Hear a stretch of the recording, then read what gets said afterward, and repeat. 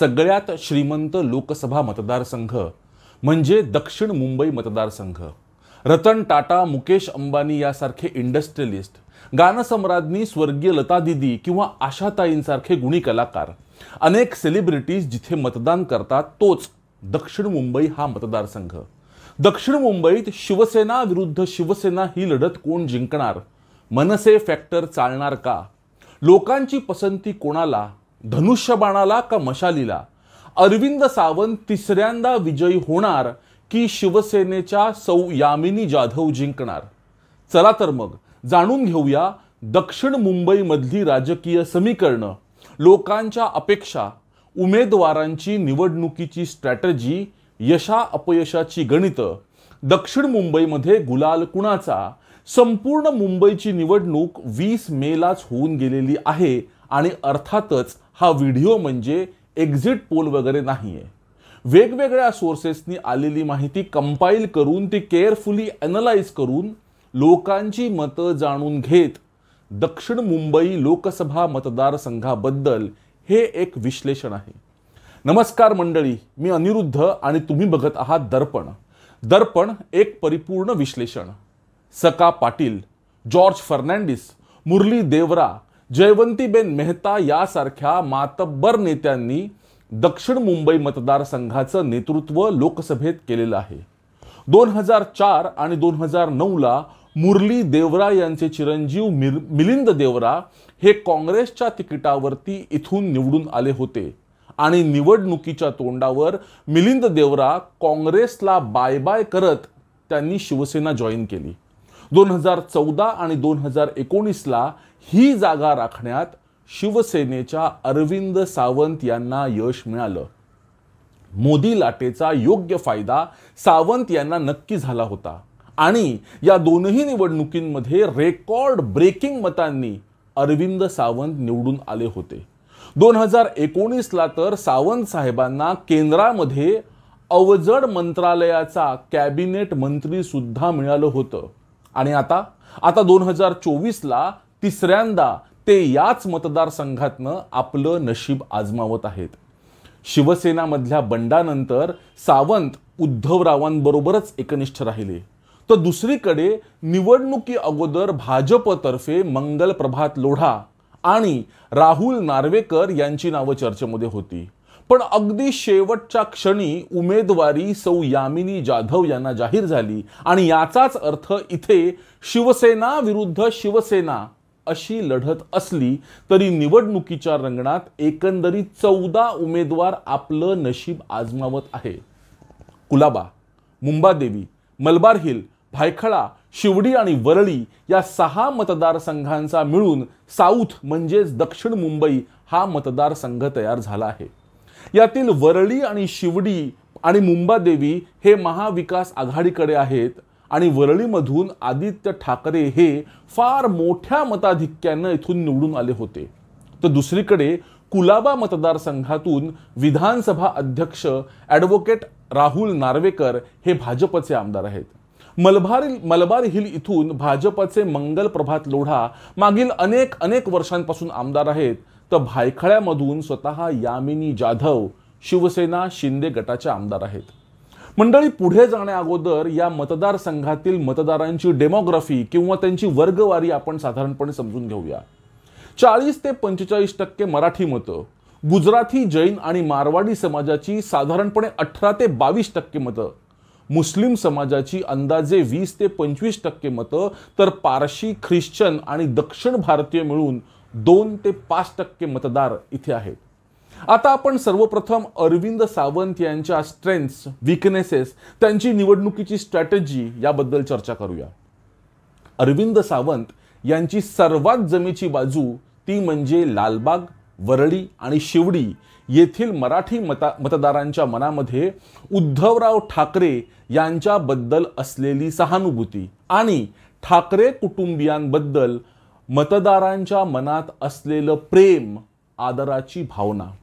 जर एक गठ्ठा मुस्लिम मतं प्लस टोटल मराठी मतदारांच्या 60 ते 65% मतं सावंत आपल्या बाजूला राखण्यात यशस्वी झाले तर ते ही निवडणूक तिसऱ्यांदा जिंकू शकतील।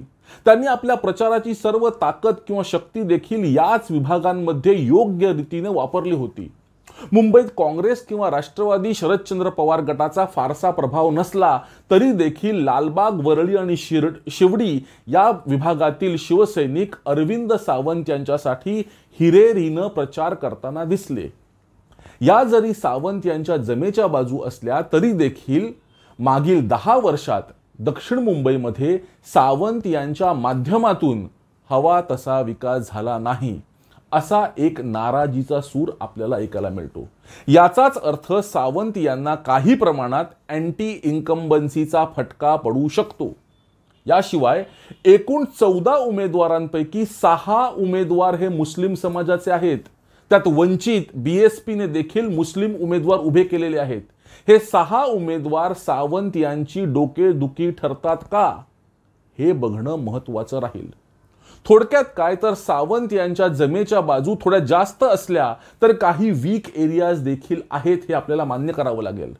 तर दुसरीकडे यामिनी जाधव यांना प्रचारासाठी फारसा वेळ मिळाला नाही, पण मोदींच्या पॉप्युलॅरिटीचा म्हणजेच मोदीच्या सुप्त लाटेचा फायदा त्यांना नक्की होणार आहे. एक गठ्ठा गुजराती, जैन, मारवाडी आणि पारशी मतं जाधव यांच्या पारड्यात पडणार आहेत. ठाकूरद्वार, मुंबादेवी, ऑपेरा हाऊस मधली गुजराती समाज मोदींच्या मागे ताकदीनं उभा आहे. यामिनी जाधव या स्वतः भायखळा विधानसभा मतदार क्षेत्राचं नेतृत्व करतात आणि त्यामुळेच 7 रस्ता आणि भायखळा या एरियामधून त्यांना किती मतं पडतात, किती लीड मिळते आणि गिरगावातला मतदार कोणाच्या बाजूनं उभा राहतो हे बघणं देखील महत्त्वाचं ठरणार आहे. मनसे फॅक्टर चालणार का, हा सुद्धा अतिशय महत्त्वाचा डिसाइडिंग फॅक्टर असणारा किंवा कळीचा मुद्दा ठरू शकतो. 2019च्या विधानसभा निवडणुकीमध्ये मनसेला जवळपास 5% मतं मिळाली होती आणि या निवडणुकीमध्ये राजसाहेबांनी महायुतीला बिनशर्त पाठिंबा जाहीर केला आहे. विशेषतः शिवडी मतदारसंघामध्ये मनसेचा जास्त प्रभाव आहे आणि त्यामुळेच दक्षिण मुंबईमध्ये किती मराठी मतं राजसाहेबांच्या आवाहनामुळे यामिनी जाधव यांच्याकडे वळतात हे बघणं महत्त्वाचं ठरणार आहे. मनसे फॅक्टरमुळे विजयाचं समीकरण नक्कीच बदलू शकतं. टोटल मराठी मतदारांपैकी किती टक्के मतदार मोदींच्या विकासाच्या मॉडेलला मतदान करतात यावरतीच यामिनी जाधव यांचं यश अवलंबून आहे. भाजप, शिवसेना आणि मनसे या तिघांनीही एकत्रितपणे मिळालेल्या वेळामध्ये जोरदार प्रचार केला आहे आणि याशिवाय यामिनी जाधव यांना ठिकठिकाणी उत्स्फूर्त आणि चांगला प्रतिसादही मिळालेला आहे. याचा अर्थ विजयासाठी सौ यामिनी जाधव यांचा विजयाचा फॉर्म्युला म्हणजे एक गठ्ठा गुजराती मतं प्लस मराठी मतांची झालेली विभागणी असा राहणार आहे. पण काही महिन्यांपूर्वी जाधव यांचे पती यशवंत जाधव यांच्याबाबत किरीट सोमय्या यांचे आरोप त्यांच्या काही विरोधात जाऊ शकतात. So then what is the final conclusion? दक्षिण मुंबईची जागा सध्या अडकलेली आणि जर तर या कॅल्क्युलेशनमध्ये फसलेली दिसते. सावंत यांना जिंकण्याची, विजयाची संधी असली तरी दोनही उमेदवारांना साऊथ मुंबईचा पेपर सोपा नाही. जर सावंत मराठी आणि मुस्लिम मतांचे विभाजन टाळू शकले तरच ते तिसऱ्यांदा खासदार बनतील. मात्र जर मराठी मतांचं विभाजन 50-50% झालं आणि थोड्या प्रमाणात का होईना जर मुस्लिम मतदान वंचित अथवा BSP कडे वळला तर यामिनी जाधव जिंकू शकतात. दोनही उमेदवारांनी आपापल्या प्रचारात कुठलीही कमतरता ठेवली नव्हती. 2019ला या मतदारसंघात जवळपास 60% मतदान झालं, पण यावेळेला 50-51% मतदान झालंय. याचा अर्थ जवळपास 9 ते 10% मतदार हे झालेलं नाही. मतदारांनी पाठ फिरवली आहे किंवा मतदान केलेलं नाही. हे मतदार कोणाचे होते यावरती सुद्धा निकाल अवलंबून राहणार आहे आणि त्यामुळेच विजयश्रीची माळ कोणाच्या गळ्यात पडणार, विजय कोणाचा होणार, दक्षिण मुंबईत धनुष्यबाण चालणार की मशाल पेटणार, यासाठी आपल्याला 4 जूनपर्यंत वाट पाहावी लागणार आहे, हे मात्र नक्की. मंडळी, व्हिडिओ आवडला तर लाईक करा, चॅनलला सबस्क्राईब करा, तुमच्या मित्र परिचितांना आमच्याबद्दल नक्की सांगा. कमेंट्स करताना आपण काय लिहितो आहोत याचं भान ठेवा. जय हिंद, जय महाराष्ट्र. धन्यवाद.